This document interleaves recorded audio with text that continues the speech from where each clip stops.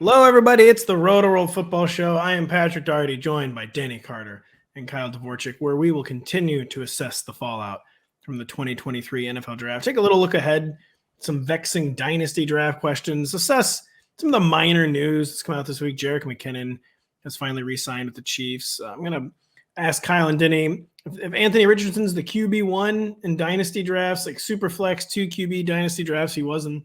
One I'm doing today, who should be the QB2? Talk about the news. Apparently, the Dolphins, Mike McDaniel, lobbied heavily for Devon Achane. Denny wants to talk about some players that didn't get drafted. So there's some other stuff going on.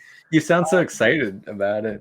I know. So Denny, though, too, also wanted to talk about there's a huge signing altering the league landscape on Wednesday. Yeah. Randall Cobb has followed Aaron Rodgers to the New York Jets. And Denny had just had some thoughts on, because Aaron Rodgers has been remembering some guys as he signed to the Green Bay Packers. He's remembering, just as we began this podcast, actually, a 2-year, $12 million deal for Jermichael Finley and the New York Jets. Come on. Aaron Rodgers is remembering some guys.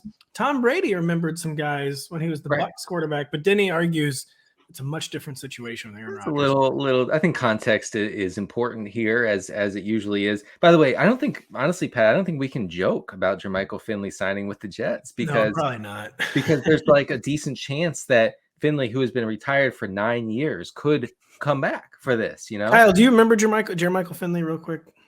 Not really. I know his name, but you're out of my league. He was like Megatron tight end.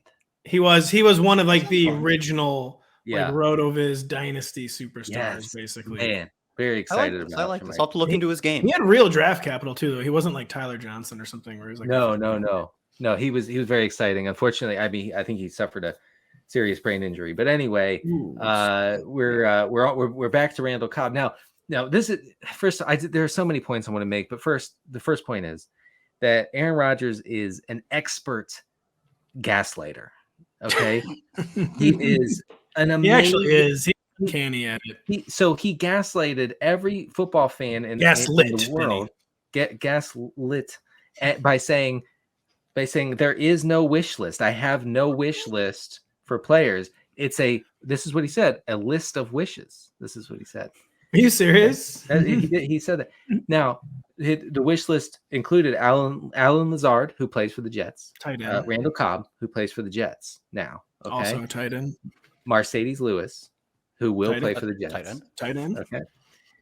Tight end. What do you mean? What? Yeah, they're all tight ends. You've only named tight ends. Yeah. 4 no yards after the catch tight end guys. All right. That was very confusing to me. But yeah, and so I'm like, yeah, Mercedes Lewis is a tight end. So what?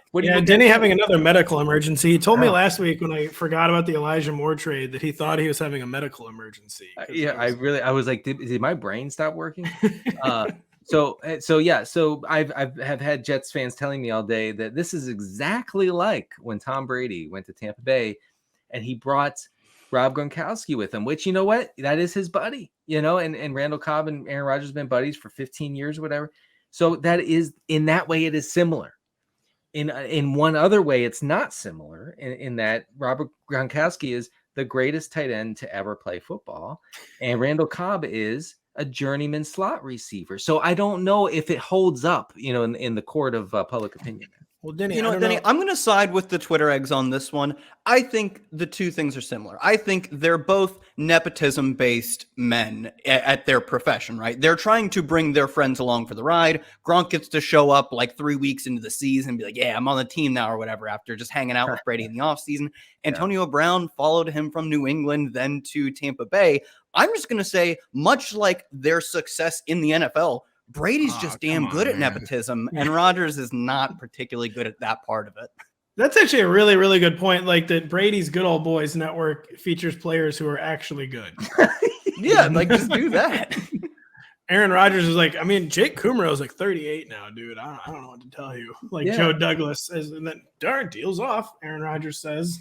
And then look, 2-year deal for Jake Kumro 18 hours later. I understand, and folks online think I'm worked up. I'm not worked up about Randall Cobb, but if you think that Fans keep telling me he's a wide receiver 5. He's never going to see the field. If you think that, you are so wrong. It's painful. Randall Cobb will be starting in the slot. He will have 95% route rate on week 1. You mark my words. If Rupert Murdoch is listening, don't put it in the New York Post that Denny is mad. I'm not. Mad. Yeah, no one would say that I'm mad or that I have been mad all day. Real quick before we finally move on, Denny, can you tell me a single difference between good and bad things? Because I feel like that's what we're getting at here.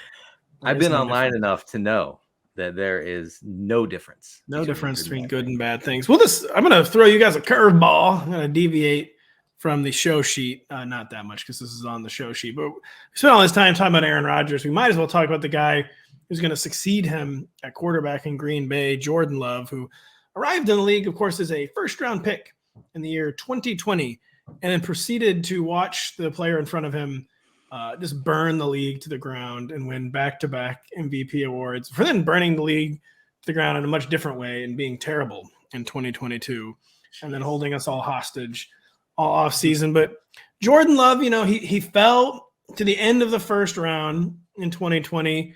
He was kind of like a divisive first-round prospect, very mixed resume. It was kind of like, it wasn't as extreme as Trey Lance, but it was kind of like he was hyped more on like traits than he was on like production and that kind of thing. We just don't really know what in the world to expect out of Jordan Love. We know that it's the second time in a row the Packers have replaced like an inner circle Hall of Famer with a first-round pick. It just seems like kind of a lot different situation than it did with Aaron Rodgers and Brett Favre. Kyle, what in the world?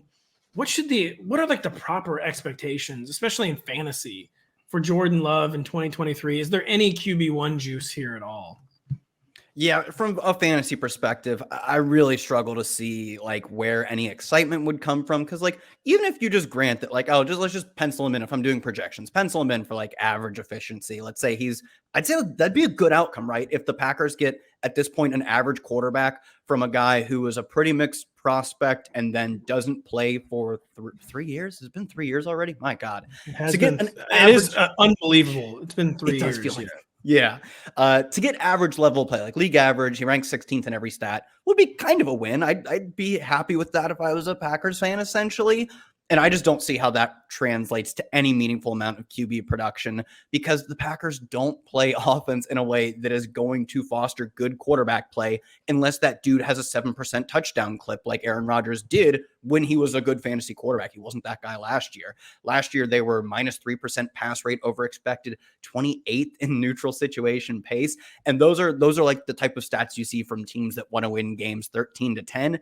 And that's when they had Aaron freaking Rodgers. He was coming off back-to-back MVPs, and they still were like, let's play boring, defense-oriented, not exciting football. How do you think they're going to play whenever they have Jordan Love under center? So I'm not excited about it, even just from a situational perspective. Maybe he's good, but like Rodgers was good. He wasn't as good last year, but he was still fine.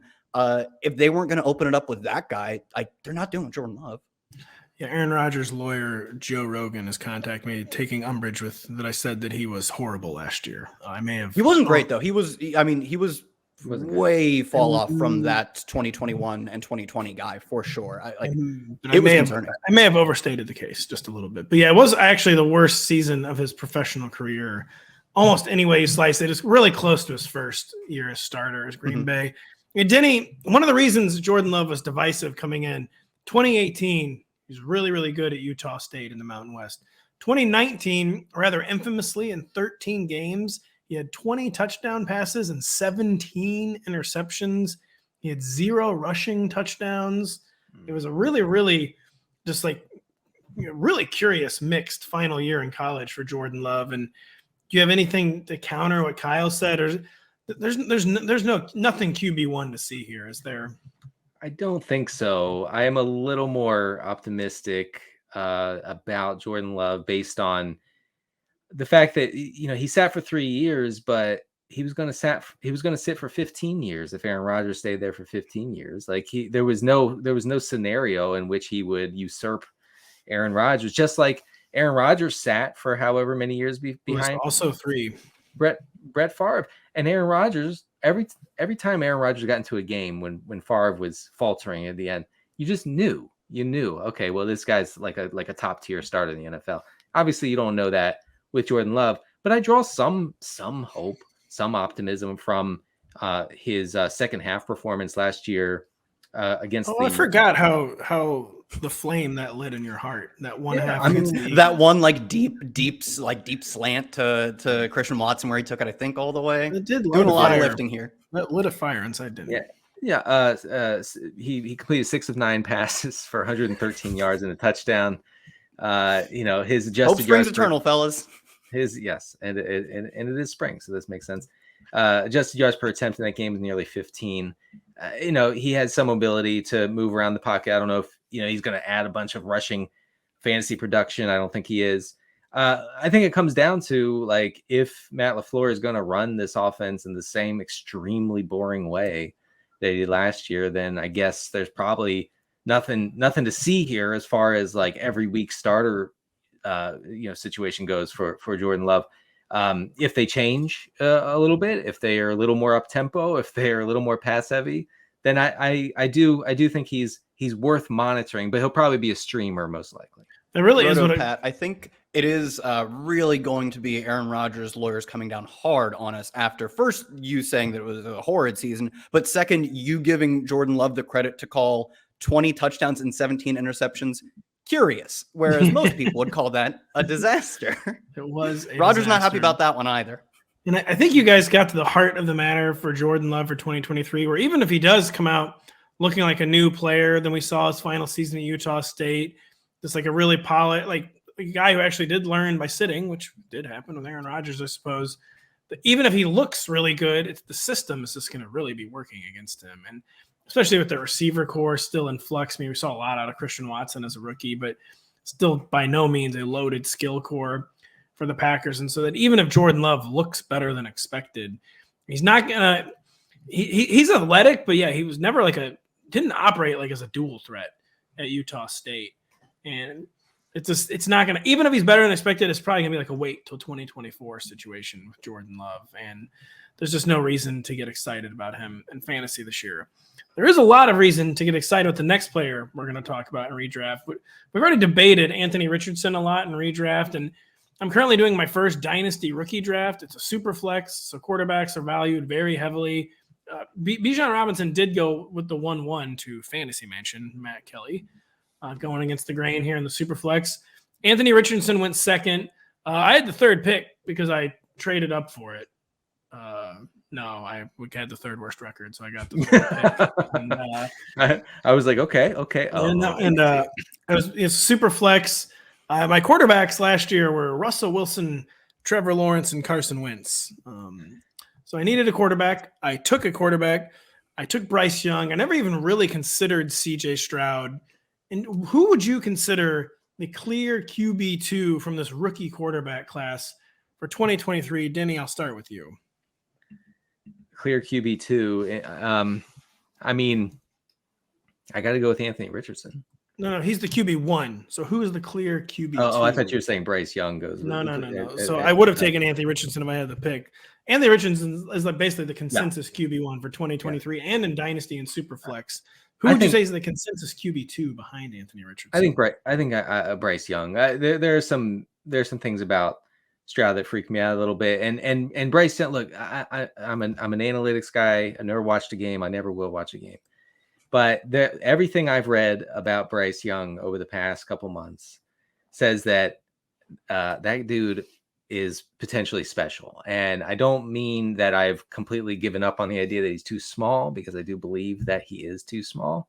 But also he is an incredible football mind. And I think that he can immediately step in and distribute the ball in a way that a veteran NFL quarterback would, in an offense that will probably not be fantastic, but good enough and could be surprisingly pass heavy if they do trust Bryce Young, like I think they will.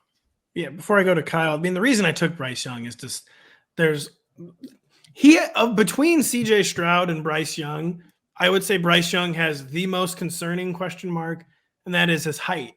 But in terms of like overall question marks, I just felt like CJ Stroud had so many more than Bryce Young, and that Bryce Young's question is big, but it's really the only question. But like like if he doesn't get hurt, like I just feel like he looked like a future NFL superstar at Alabama. But I don't know, Kyle, how do you see things? I mean, CJ Stroud is a very interesting prospect in his own right.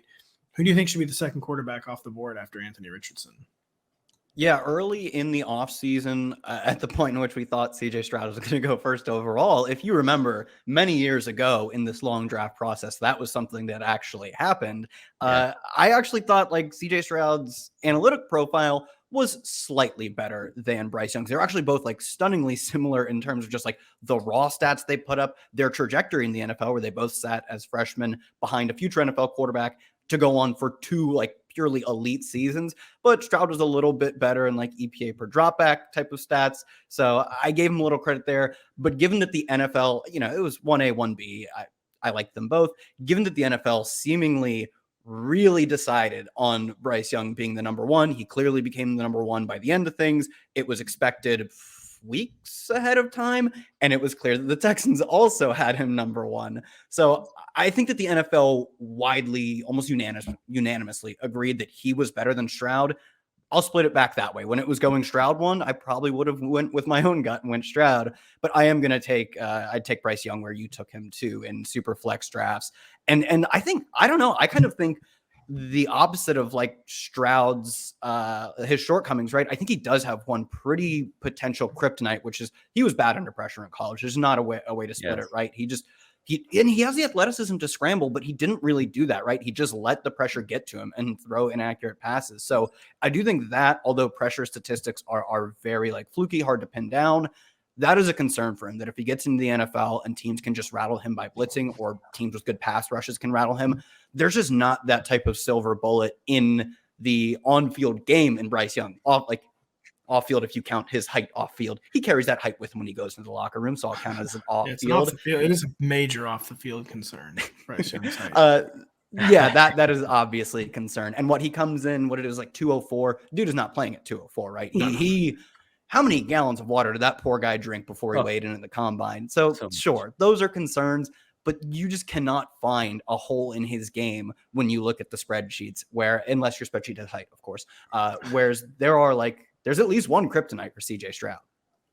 Didn't anything to add there? I do. Well, I wanted to add something about Bryce Young and the Panthers offense, and I found this interesting, and I was looking for a forum to share. I was thinking about writing about it, but no, I'm going to say it on the podcast. I watched the entire Carolina Panthers press conference after picking Bryce Young. Okay. All 55 minutes, folks. I did it for you. I did it so you don't have to. Yeah. And David Tepper, for some reason, spoke almost the entire time. that is his style. And talked about how he didn't know anything about football, but he said, you know, and he pointed to the GM and Frank Reich. Yeah, him, yes. And he said, we signed Adam Thielen with Bryce Young in mind. In that Adam Thielen runs the sort of precise routes that they believe would mesh well with Bryce Young. So I just wanted to throw that out there for the folks to consume, the fact that they were thinking ahead and saying, we need Thielen for Bryce Young. I think that that's something to file away. When Kyle talking about like tiebreaker being like real life capital in the NFL, to get Bryce Young, a team had to trade up. You know, how many spots was it? So he's the kind of guy who was valued up, right? Or 9, right? 10 or 9. And they moved heaven and earth to get up there. Yeah. So he was the kind of guy who was valued where he had to make one of those like Godfather offer trade deals. And so that is another bullet point in his favor. And CJ Stroud is going to be really one pick later. It's not like the draft capital was drastically different, but he was like seemingly the consensus number one player on the NFL's board for this draft. So will be a very interesting situation going forward. Hopefully the next 10 to 12 years, someone who supposedly was in the mix for the consensus number one on some people's boards was William Levis, as he's known, who did not beat out Sean Clifford at Penn State, of course. And he ended up falling to the second round. But he did land in a situation where rookie year starts are quite possible. The Titans seem to be in total rebuild mode. They seem to be in total I'm sitting right here mode with Ryan Tannehill as they talk about like their shortcomings on offense and like talk bad about their quarterback, basically. One of those situations where they made it clear they want this era to be over, even if it's going to continue this year. So Will Levis he's a threat to make rookie year starts. But then also there's a weird situation. Clayton Tune out of the University of Houston, correct, Kyle? Yeah. Out of the University of Houston. He was one of those draft nicks prospects where he was pretty buzzed about as like a potential day 2 quarterback. He ended up falling to day 3, but he ended up in Arizona where there's only Colt McCoy behind a rehabbing Kyler Murray. And Kyle, let's start with you. Who do we think is more likely to make 2023 starts? Will Levis in Tennessee or Clayton Tune in Arizona? Because I think we had a debate basically when we did our pre-draft blurb on Clayton Tune when we blurbed it up on the site. So like, oh, you should probably make it more aggressive. Because I said he could maybe end up making 2023 starts buying Colt McCoy, and some of you guys pushed back on that. So I was just wondering who you thought was more likely to start this year. I think it's probably still Will Levis. Like you look at the past 10 second-round picks, and 9 of them have gone at quarterback, have gone on since like 2019. I don't want to include the guys from like last year, have gone on to start at least 8 games in a season. That has not always been their first season, right? But when you take a second-round quarterback, that guy eventually gets a chance. It doesn't always go well, and I don't know if it will this time around. Those guys typically get chances where even when you just move into the 3rd round, let alone onto day 3, those guys are far from guaranteed to get chances. This is a unique situation. That's why we're talking about it. But I do think we're probably more likely in for like the way Jalen Hurts stepped in at the end of the Carson Wentz era, where like it was just time to move on. And sometimes that time comes in week 14. Sometimes you can cascade it into the offseason. I think it's very possible that that's what we get into with Will Levis, whereas Clayton Tune is going to go from a very quarterback-friendly offense in college to now a more pro-style offense. They might just say, let's not go out and do anything embarrassing, and let's play Colt McCoy, even if I would maybe argue that that's embarrassing. Like, go for broke. Find out what you have in this quarterback who you clearly have some value on. I don't think coaches think like that. I think they want the safe option, which would be Colt McCoy, he's a fine or back, they want Caleb Williams, by the way, in 2024, Kyle. I can't give any credit for a team tanking. Almost no team, not no team, but very few teams really do the right thing, which is play for first or last. So I'm not going to give too much credence to that. I do like Tune a lot. I was one of those draft nicks you mentioned who I saw him as the QB6 in the class, and that's, I think, where I ended up ranking him in my post-draft dynasty rankings. And I think there's potential for starts, but it's a much more tenuous path. Denny. Yeah, it's Levis. I mean, Levis is going to start like within a month of the regular season starting, if not just take the job outright. Look, the Titans are completely out on Tannehill. Even Vrabel was like, you know, he's the starter right now, but who knows? We'll see if I remember his name come August. Yeah, right now are the 2 most dangerous words when a coach is speaking. Yeah, you never ever want to hear right now. You know, it's the QB1 tweet. Anytime your team's Twitter account tweets QB1, start looking for your next job. That's right. That's analytics. It is. Tannehill's 35. They've hit that ceiling with Tannehill like multiple times now. There's nowhere else to go. I think the team knows that. They're bumping their head walking down the center aisle of the airplane with Ryan Tannehill. And they can't even exercise like Russell Wilson on that airplane. So I think this is one of those really small regional jets. There's no nice business class international on this one. It's not a Dreamliner. I mean, come on. No. Come on. It's the Titans. You guys ever been on a Dreamliner? Never. No, you're making words up. They're very nice. Anyways, you go on, Denny. So it's Levis. And people are going to chase him in Superflex, and he's probably going to be pretty bad. But, in Superflex, it doesn't really matter because he's a quarterback, and you need quarterbacks. Look, one reason turn for a second and maybe give it's not even as much of a pro tune. It's just maybe we could tamper expectations a little bit on what we see from Levis. Like, Tannehill has been at his peak with Tennessee really good. It was, I think, is manufactured in a way. But like, if you can manufacture a really good play out of a quarterback, great, go for it. And last year he was like fine. He was like top 15 in CPOE. He was top 20 in EPA per play, and he had terrible receivers. Like, I think if they are like, I don't know what, 8-4 heading into week 13 or 14, like, are you really going to bench that guy? And like, Mike Vrabel is such a good coach that it is easy to get his teams to be well above 500, right? I don't think they're not never, but I think it's unlikely that this is a team that is like really ready to give up on the season the way like the Raiders gave up with Derek Carr. Like, they were not mathematically even eliminated yet when they actually benched Derek Carr. And they were like, nah, it's over. Season's done. I don't think Vrabel teams are super likely to find themselves in that situation. And I think barring Tannehill dropping again, which he has, he's kind of gotten a little bit worse every year in Tennessee. But if he just like sustains his play from last year and maybe picks it back up to where he was before that, that's a pretty reasonable scenario. And in that scenario, they're probably a pretty good bet to be in the playoff hunt until, through week 18. So I think that's the scenario that is very possible that sees Will Levis not touch the field this year. And then he probably would have a pretty good shot at getting on the field next year. Because I think even in that somewhat optimistic scenario, like you guys said, they're still realizing that ceiling of having Ryan Tannehill. I think one reason it's more likely to be Will Levis than Clayton Tune too is that it could be Clayton Tune or the field behind Colt McCoy.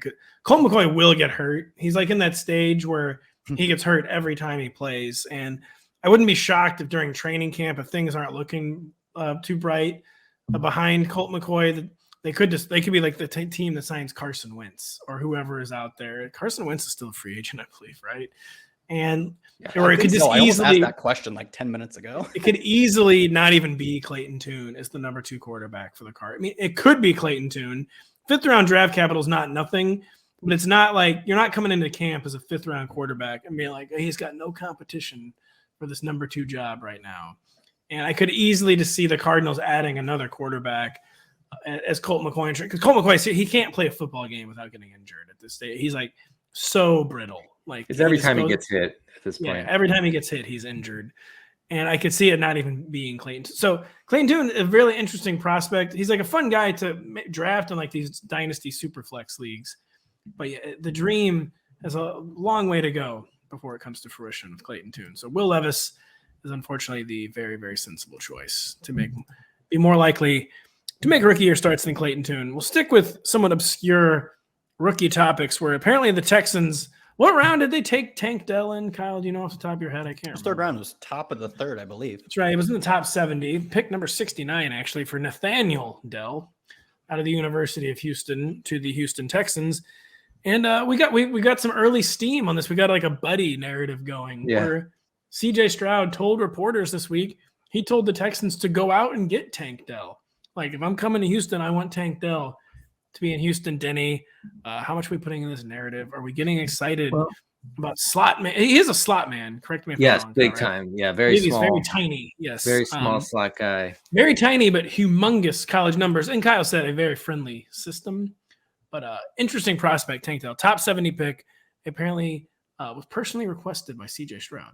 Yeah, and they they bonded at the NFL Combine, apparently. And CJ Stroud said that he really liked the way that Tank Dell ran routes, worked with him, explosive after the catch, things of that nature. So I do think that I think that we could have something here. There's just not much target competition, really. I mean, what do you have? Dalton Schultz. You have Nico Collins. And keep going? No, John Mechie could be coming back from illness. Mechie, yes, right. We do no longer have Brandon Cooks. It's a totally different receiver room for the Texans. So I mean, yeah, I think this is a cop out. I understand, but like deeper leagues, PPR, you could do worse than Tank Dell. Is what I'm saying. Yeah, Kyle, where's he at in your dynasty rookie rankings amongst receivers? Tank Dell. I believe he is at 11. I had him a little bit lower than that. I think like 14 going into the draft. And because I was understandably concerned that the NFL would be afraid of his size, which off the top of my head, I believe is 5'8", 165. And it's you just like Bruce Arians with the Cardinals. He drafted one of those. Oh yeah, that's a good. He goes. Cardinals picked. What were they picked third? Arians with the Cardinals just takes him third, right? And he's like, we got to get our guys. Arians love those small, speedy dudes. But man, his production is like stone cold elite. It was like 2,700 yards, almost 200 catches, and just shy of 30 touchdowns over his final 2 years at Houston. And like, I don't care if they were running a pretty friendly scheme against weak competition. He had incredible dominators, like good yards per route run, like advanced metrics, basic metrics. It was all great for him. And then at least one team recognized that and spent the draft capital on him. And like Denny said, there's just no one on this roster. Like, here we go. Here's a good pop quiz. Denny, is Chris Moore still on this roster? He is. He is not. He is No. signed with the Tennessee Titans. Titans are a funnel for Texans players because like a bunch of the Titans staff, or some of them at least, used to be on the Texans. They have no one. I like we're talking about John Mechie, who was unfortunately not able to play at all as a rookie. As like, is he going to be able to start? Because they just don't have many players. So I do think like it's probably only in 3 receiver sets because I just can't imagine Dell really moves out of the slot at the next level. He played wide in college, but like it's a different thing playing in what I believe the Houston Cougars play in the AC, not the ACC. They do. The American Athletic Conference. Yeah. So like it's going to be a different beast, I imagine, for him to play on the outside at the next level. I doubt that happens. No. But in 3 receiver sets, in 3 receiver sets, though, I think he should see the field in all of them for this team. And they won't have a lot of competition for him when he's on the field to earn targets. Like, I think he makes sense as the team's like primary target earner when he's on the field, which won't be incredibly often, but I kind of like him. It sounds like I'm more excited about him than Denny. And, this might be a little bit of projection as I also am 5'8", and I'm not as muscular as him to be. You're just a little 1 or 2 HGH doses away. 2, 3, Listen, I actually 5. This conversation points to Dalton Schultz saying 155 targets this year. Actually, that really is the key. And also, I'd be remiss if I did not mention the Texans took one of the only large receivers in this class in the 6th round, Iowa State's Xavier Hutchinson. Someone to maybe keep your eye on in dynasty leagues, but also someone who probably he's like Tyler Boydie. He'll probably just end up never playing. Speaking of, man, I had to cut today. I had to cut Diami Brown. Denny is dead. Something has fallen on Denny. He looks very rattled. Sorry, Denny. Are you okay? I don't know what that was. Well, sorry. Sorry, like he lost like a ceiling tile. For the listeners, like something just came flying out of the sky. Maybe sent from like a government facility trying to silence him. Maybe not. I'm just thinking, vamping. We will give Denny. We'll give Denny a chance to regroup, and we'll be right back for the second half of this podcast right after this. Every season is draft season. Get your Rotoworld Draft Guide bundle today and dominate your football, baseball, and basketball drafts. It's packed with profiles, rankings, and projections. Order today and get all 3 Rotoworld Draft Guides for the price of 2. Plus, use promo code BARRY and save an extra 20% off at checkout. That is promo code BERRY to save an extra 20% off at checkout. And don't forget, download the Rotoworld app to receive breaking player news all season long. Stay ahead of the competition by favoriting players in your roster. Get the latest injury updates, player news, and much more delivered right to your phone. It is available in your app store today. We are back. We hope we're all right. Yes, I'm okay. Denny is trying to figure out what thunderbolt fell from the ceiling. We're looking into that strongly at the moment. We are looking into it very, very strongly. You know who was looking into something very strongly? Was a Kyle Shanahan acolyte taking yet another running back. That's all they know how to do. And Mike McDaniel did it with Devon Achane last weekend in the draft. I can't remember. Was it a 3rd-round pick? I really wish I remembered this stuff off the top of my head. But Devon Achane, very fast, 3rd-round draft capital for Mike McDaniel in a backfield, and frankly did need to add a running back. We know the Shanahan system's obsessed with running backs, and the Dolphins got caught way, way short at running back last year, like too short, kind of embarrassingly short, especially with like their passing game questions and Tua Tagovailoa and then their injury issues. They just really, really needed more depth in the backfield. And they have it in Devon Achane, but he's not someone who really profiles Denny Carter. Correct me if I'm wrong, as an every down back. What is the rookie upside here for Devon Achane? Yeah, I mean, I don't think that there's a universe where Achane is used as a 20-touch guy. I mean, we have so few of those in the NFL anyway. So he's gonna split time here, but it's encouraging that Mike McDaniel first very much wanted to get Achane. He was badgering apparently the general manager. We got to get him here. We got to get him now. We got to trade up. We got to pursue. So they were very happy when they landed Achane.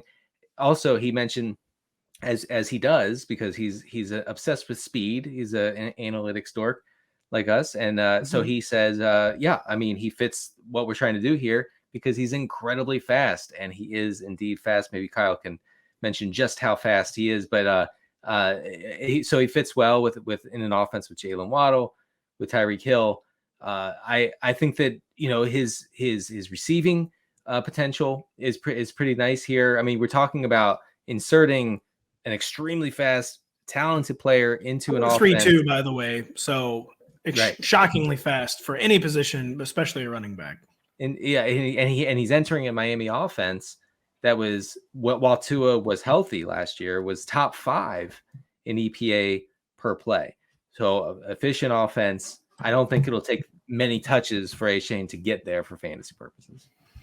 Kyle, I mean, I forget, how does Devon Achane project as a pass catcher? Because he had only 20 receptions in 3 years, about 30 games at Texas A&M. I know there's some optimism there. Oh no, that's not a correct stat. He had more receptions than that. It was like over 60. Actually. Yeah. He had in his final 2 seasons was significantly better than what you were saying as a pass catcher. I don't think like he's an elite pass catcher. I think he's more of like, he is a guy you want to get the ball to, and if that happens via the pass, that's fine. Like, I don't think he's the route runner type that we talk about these other backs, but like, who cares? And I think it makes like, there's speaking to that point real quick, he was extremely inefficient. He somehow averaged under 6 yards per catch last year, which is really, really bad, even for a running back. Yeah, he was better in the previous year. I think like there have been a few teams that are like, they've reached the bell curve meme of like, there's a dumb person on the left, and then a person who thinks they're smart in the middle, and then a person on the right who is really smart, and they just say the dumb thing that the dumb person said.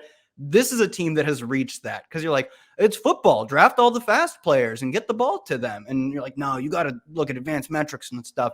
And then Mike McDaniel, when I think of probably the best offensive minds in the NFL, is like, no, we're going to draft fast players. We're going to get the ball to them. Like that's this right. Entire offense. And it's perfect. It's exactly what you want, especially for this team, this like scheme that thrives at getting its players the ball. And if those players can do damage after they get the ball, that's the moneymaker right there. And I think Denny's right that we won't see like, I don't even know if we'll see like 200 carries for him as a rookie, despite the pretty strong draft capital. Probably like 150 if we're lucky.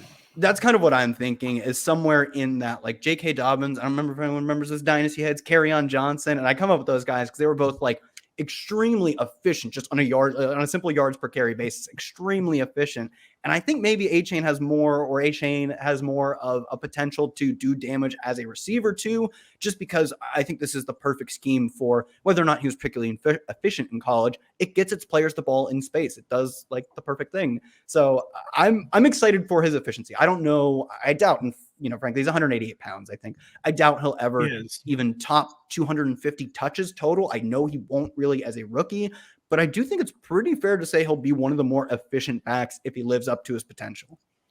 And it was, again, it's hard to overstate how big the touches need for the Dolphins was in this backfield, because you just weren't getting good, high quality enough touches from Salvon Ahmed, Myles Gaskin, Raheem Mostert. They started to go with Chase Edmonds. No one remembers that. We've memory hold this. Man. But Jeff Wilson is still in the Dolphins mix, so maybe he could begin the year as the early down back, but it was a backfield that just sorely needed a talent upgrade, and they've really got that in Devon Achane. We do know that Mike McDaniel's old boss, Kyle Shanahan, is very infamous for falling in love for running backs and then deciding almost immediately that they don't fit the system. We hope Mike McDaniel is not as picky as Kyle Shanahan is in San Francisco, and that Devon Achane is given a chance to actually flourish as a rookie.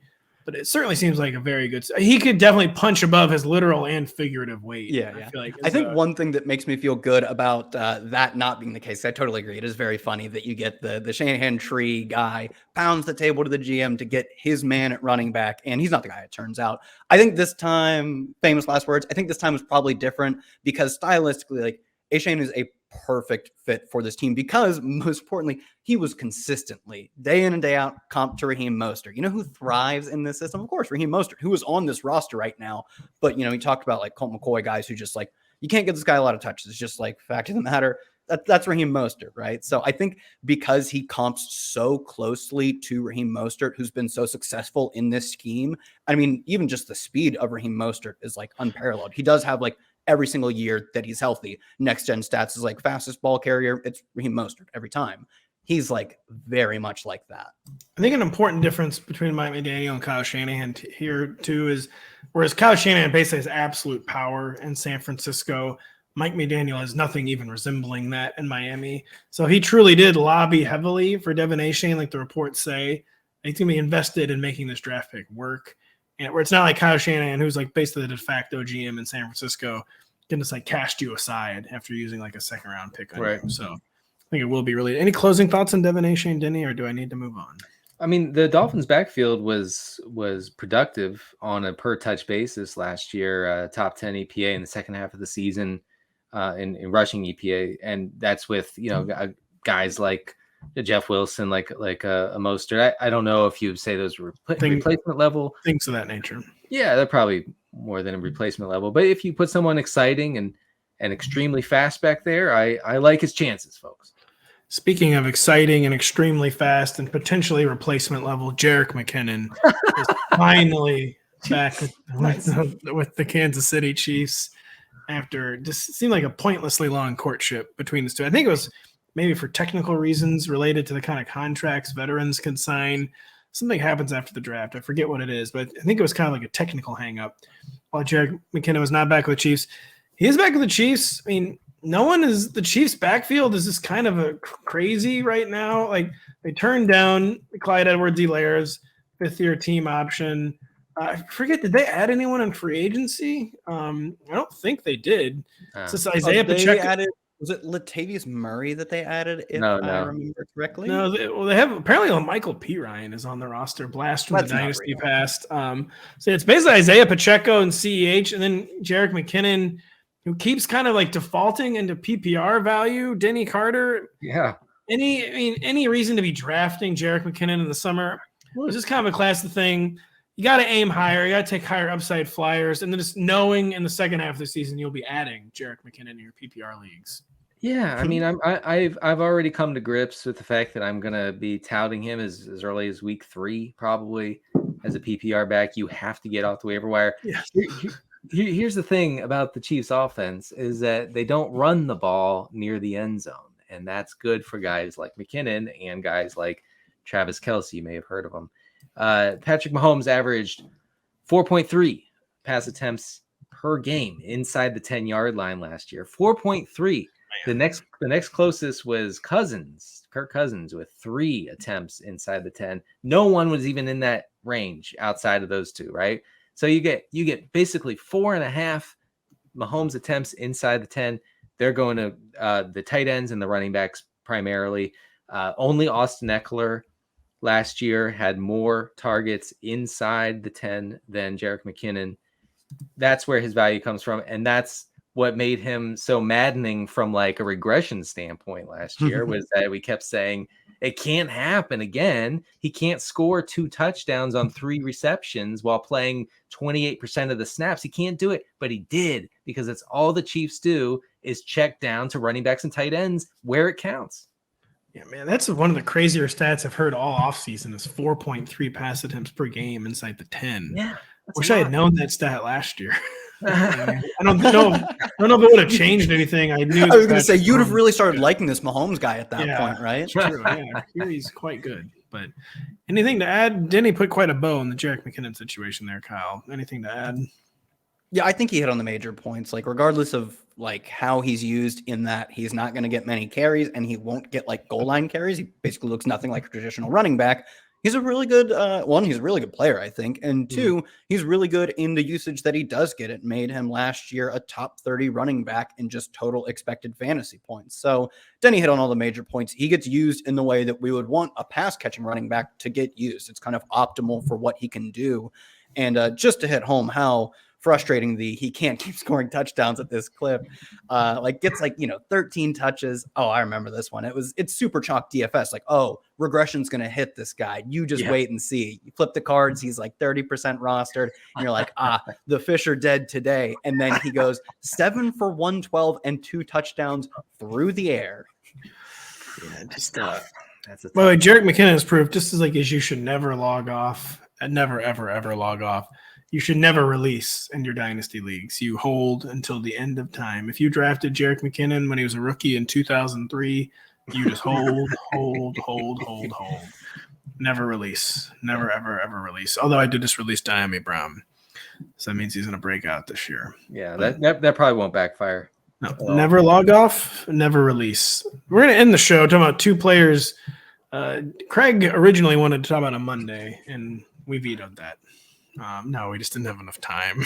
We got you want to talk about two pretty interesting players, two kind of more of the down ballot guys. By the way, check out Kyle's rookie dynasty rankings on our site, where you can read about all these guys, see them all ranked as our dynasty drafts get going. And it's going to have guys like who we're going to talk about right now, the undrafted free agent running back out of Syracuse, Sean Tucker, Denny. He was originally projected to be a day 2 draft pick. He went undrafted. It's a very unusual situation. Take us through what that situation is and then break down his potential fantasy upside. Yeah, well, I just want to say first that our own Zach Kruger did a great job writing up Tucker along with other undrafted free agents on our site. So check that out when you get a chance. Highly recommend that. But yeah, I mean, Tucker could have gone like high in day 2, not just like hanging on for dear life on day 2 sort of pick. And instead he's an undrafted free agent. Now, this was because he has a medical issue or condition that we're not quite sure what it is, unless that's cleared up in the past hour or two. But as far as I know, we don't know what it is. It freaked teams out enough for him to go undrafted, which is really unthinkable for a guy with his profile outside of the medical issue. We're talking about a guy who last year, 27 touchdowns in his career at Syracuse, over 3,000 rushing yards. He added over 600 yards and 4 touchdowns through the air. He was first team All-American and first team All-ACC in 2021. Regressed a little bit last season, but he held his own pro day. And I don't really know how reliable those numbers are when guys hold their own pro days, but it held up fine. Like the metrics were good. And he goes, the important thing here, I think, is that Tucker gets picked up by a Bucs team that says Rachaad White is their unquestioned RB1, but there's a lot. I'm going to be kind here and say that there should be some question as to whether Rachaad White is an RB1 on any team. And so I think that there is a path for Tucker here. On Twitter, folks were a little upset about this. Oh, well, you're telling me to draft Sean Tucker? Probably not. Probably not. But in Dynasty, you take him late. This season, you just monitor him and see where he falls. But the profile is there. I do like him. He's still only 21 years old and had 2 bell cow seasons, but isn't entering the league with 800 carries, whatever. It's 500 or 600, which is still a decent amount, but not as much tread off the tires as you get a lot of times for these bell cow backs coming out of college. Yeah. Kyle, any Sean Tucker thoughts? Yeah, I thought he was a fine prospect. He's not really a tackle breaker. He graded relatively poorly in yards after contact, but in his peak season, a true home run threat. And I believe he was a track runner too. And I think it was, held his own pro day. Supposedly ran a 4.3 at this pro day. His pro day, he ran a 3.98 40.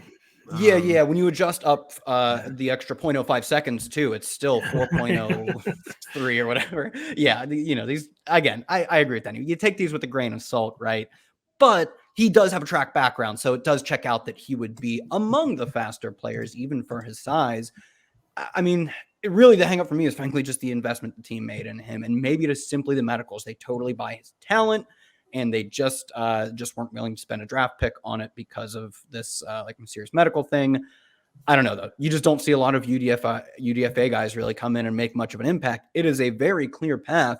But also, Rachaad White was a pretty good prospect, too. He was an elite receiving prospect, has the size to be a 3-down runner, and he didn't really do anything. It wasn't particularly good as a rookie. But also, his team was pretty bad, as a rookie, in that, you saw Leonard Fournette's numbers just completely crater from, he was fine in previous years to among the league's least efficient running backs last year.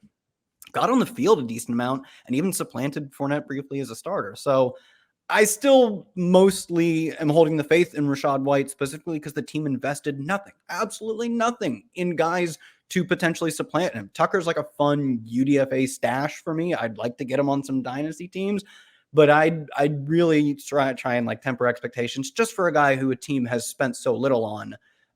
Even if, he's kind of interesting. He's the kind of UDFA that he's worth betting on because it's possible he fell for totally superficial reasons, and maybe teams just totally overreacted. I mean, it is interesting. All 32 teams saw something concerning enough not to draft him, but it could be one of those situations where, if you're just basing a decision on talent, he's kind of a no-brainer UDFA flyer in your dynasty drafts. Talked a lot about the biggest skill player prospects. This guy's Denny noticed someone like a little further down the board that he wanted to highlight because it is time to do that. Again, these drafts are already going. You were very interested in Rams 5th round BYU prospect, Denny, Puka Nacua. I'm sorry if I'm mispronouncing his name. Nacua. You were very interested in Puka Nacua with the Rams. Why is that? Mostly because his name is just I was cool, gonna say it's amazing. You know? Yeah. And so anyway, we'll wrap up the show now. Now, Puka Nacua, look, yes, he went 177th in the draft. But like Tucker, unlike some of the other players you talk about, he was drafted. He was. That's a good point. That's a good point. He's the only player who was drafted who I'm interested in this year. No, I'm kidding. But I think that there is a path, like we just talked about with Tucker, having some sort of path to touches in Tampa, barring some sort of medical issue. Anyway, Nacua has a path with the Rams because there's really no one behind Cooper Kupp in this offense. And Sean McVay has done more with less.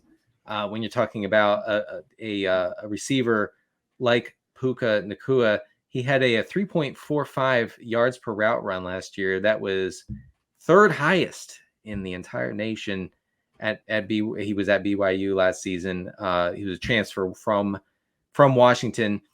He had a career yards after the catch per reception of 7.1, which is pretty good. He also was used as a rusher. 39 rushes during his time at BYU, totaled over 350 yards, 5 touchdowns. He averaged 5.5 yards after contact per carry. Like I feel like he's like a fun player, and I think Sean McVay can get the most out of a fun player like Nacua. And Kyle, real quickly, why did he fall to day 3? I mean, Denny is absolutely correct. I mean, bad news for Ben Skowronek down bad. I'll say that with Puka. Yeah. Right. Yeah, I mean, he probably fell to day 3 because admittedly his, like a lot of players, 2022 season doesn't really exist. And I think he played 3 games. He averaged 50 some yards, like could have been on pace for some sort of breakout, but really his true breakout comes 3 years into his career after he transfers out of the Pac-12, which shouldn't have a ton of competition for targets relative to SEC and Big Ten types of schools, and then doesn't reach like an elite 30% dominator type of threshold. Good seasons and really efficient seasons. I mean, like truly yards per route run, one of the better seasons you'll find, as Denny pointed out. But then he also registers like a 5.1 RAS athletic measurement score. He's not. I don't find him that interesting just because he's like late breakout, late declare, low level athlete, never reached high end production. No but he longer did plays football. Yeah, he's signed with some accounting firm or something. I don't think he's really interested. No, but he did have like good efficiency and good final season and third season metrics. Like there's something to like there. He's got good size. He's like 6'2", just over 200, I think. And as Denny pointed out, it is a clear runway to him passing the likes of like Van Jefferson, Ben Skowronek, and Tutu Atwell. That's probably what you like most about it. But I think his profile to me is not pleasing to the spreadsheet-based mind. Right, and I think that he could just find his way into like major snaps in that offense, and I guess that means that you could probably do worse. That's all. The Rams are just so weird because Sean McVay is one of the best coaches in the NFL, one of the best coaches already of like the past 10 or 15 years. So you would like to get excited when he like clearly personally identifies a player that he thinks can be a great fit for their system, but he's just done this so many times and they never are somehow. Yeah, I know. And so hopefully it seemed like McVay kind of like changed up a bunch of his processes this offseason and then it's kind of resetting the way he runs things for the Rams. And maybe that he's doing something different. And I am more on Denny's side. I'm interested in Nacua just because of the need and because of the offensive mind.